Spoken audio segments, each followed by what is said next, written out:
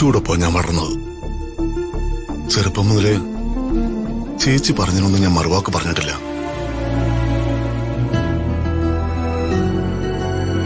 എന്റെ മനസ്സിൽ അമ്മയുടെ സ്ഥാനോ ചേച്ചിക്ക്.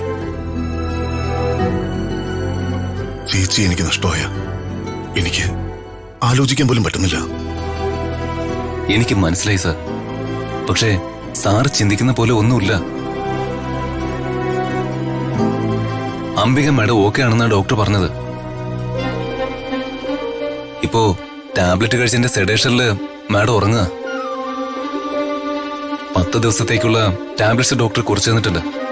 സാറ് വിഷമിക്കണ്ട. അംബിക മാഡത്തിന് ഒരു കുഴപ്പമുണ്ടാവില്ല. എല്ലാത്തിനും കാരണക്കാരൻ അവനാ, ദീപക്.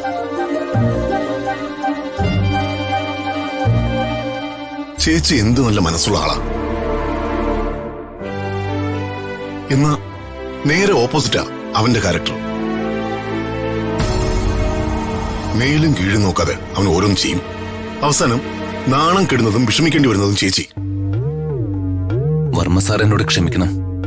ഞാനും കുറച്ച് അതിരുവിട്ട് പെരുമാറിപ്പോയി. ശുഭകാര്യങ്ങൾക്ക് ഒരുപാട് തടസ്സങ്ങൾ ഉണ്ടാവുമെന്ന് എന്റെ അച്ഛനമ്മയും പറഞ്ഞ് ഞാൻ കേട്ടിട്ടുണ്ട്.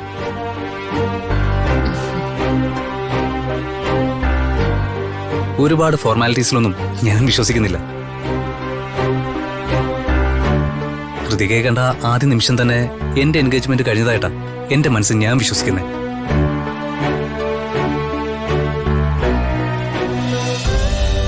കുടുംബജീവിതത്തിന്റെ അടിസ്ഥാനം പരസ്പര സ്നേഹത്തിലല്ലേ അങ്കിൾ? ആ, എനിക്കും ഹൃതികയ്ക്കും ഇടയിൽ അതുണ്ടെങ്കിൽ പിന്നെ എൻഗേജ്മെന്റ് ചടങ്ങ് മുടങ്ങിയിൽ എന്തിരിക്കുന്നു? കേട്ടില്ലേ പ്രതാപ? ഇത് തന്നെയാണ് ഞങ്ങൾക്കും പറയാനുള്ളത്, അല്ലേ ശ്രീയല്ലേ? അതെ. ഈ ജാതകത്തിലൊന്നും എനിക്ക് യാതൊരു വിശ്വാസവുമില്ല. പിന്നെ വിശ്വസിക്കുന്നവരോട് ഒരു എതിർപ്പുമില്ല. അംബിക ആന്റിക്ക് ഇങ്ങനെ ഒരു അവസ്ഥ ഉണ്ടായ സാഹചര്യത്തിൽ ഇനി മറ്റൊരു ദിവസം എൻഗേജ്മെന്റിന് പ്ലാൻ ചെയ്യേണ്ട കാര്യമൊന്നുമില്ല. അതെ, നമുക്ക് നല്ലൊരു ഡേറ്റ് ഫിക്സ് ചെയ്ത് വിവാഹം അങ്ങ് നടത്താം. വർമ്മ എന്തു പറയുന്നു? ശരി, അങ്ങനെയോട്ടെ.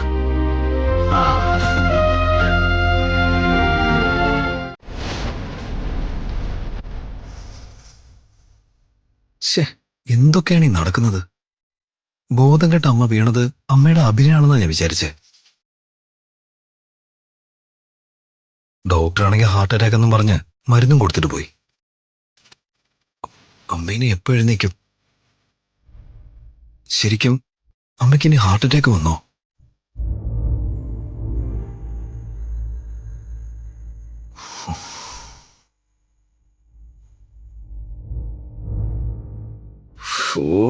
എനിക്ക് ഭ്രാന്ത് പിടിക്കുവാ. മോനെ ദീപക്കെ,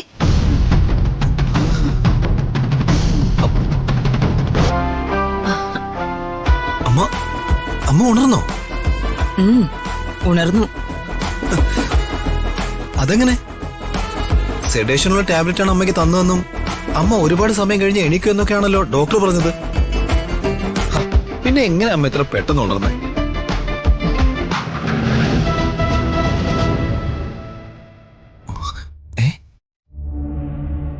അപ്പോ അമ്മ ഡോക്ടർ എന്ന ടാബ്ലറ്റ് കഴിച്ചില്ലേ? ഇല്ല. പിന്നെ അമ്മയ്ക്ക് ഹാർട്ട് ബീറ്റിൽ വേരിയേഷൻ ഉണ്ട്, BP കൂടുതലാണെന്നൊക്കെ ഡോക്ടർ പറഞ്ഞതോ? അമ്മ തമാശ കാണിക്കാതെ ഈ ടാബ്ലറ്റ് കഴിച്ച് റെസ്റ്റ് എടുക്കാമേ. മോനെ ദീപക്കെ, ആര് വിളിച്ചിട്ടാ ഡോക്ടർ വന്നത്? അമ്മാവനല്ലേ ഡോക്ടറിനെ വിളിച്ചത്?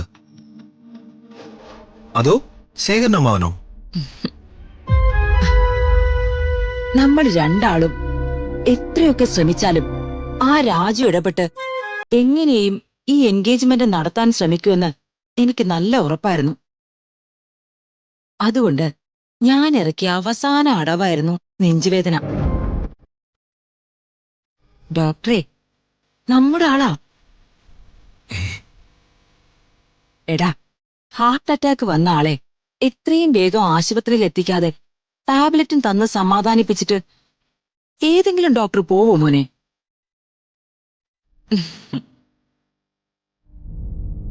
അമ്മേ, എൻഗേജ്മെന്റ് മുഹൂർത്ത സമയം കഴിഞ്ഞതുകൊണ്ട് നടത്താൻ കഴിഞ്ഞില്ല. അശ്വിനും അയാളോ ഋതികയുടെ മാരേജ് അതാണ് ഇനി നമ്മുടെ ടാർഗറ്റ്.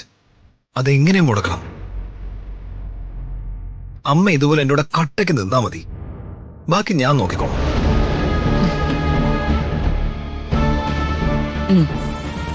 അമ്മയുണ്ടടാ നിന്റെ കൂടെ, നീ ധൈര്യമായിട്ടിരിക്കെ.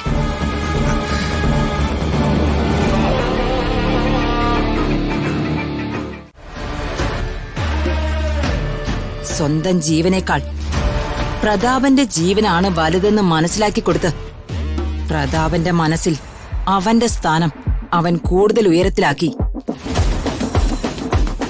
അവനിവിടെ ഉണ്ടെങ്കിൽ ഋതികയുടെ മാരേജ് ഈസി ആയിട്ട് നമുക്ക് മുടക്കാനാവില്ലെന്നേ. നമ്മുടെ മുന്നിൽ തടസ്സമായിട്ട് അവൻ നിൽക്കും. നീ അങ്ങനെ ആത്മവിശ്വാസം ഇല്ലാതെ സംസാരിക്കാതെ. നീ പറഞ്ഞത് ശരിയാ. നമ്മുടെ എല്ലാ പദ്ധതികൾക്കും തടസ്സമായിട്ട് അവനുണ്ടാവും.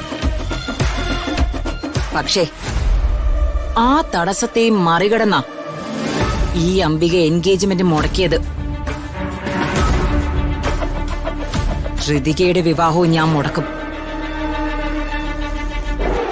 ലക്ഷ്യത്തിലേക്കുള്ള യാത്രയിൽ എത്ര തവണ കാലിടറിയാലും അവസാന വിജയം ഈ അംബികയ്ക്കായിരിക്കും.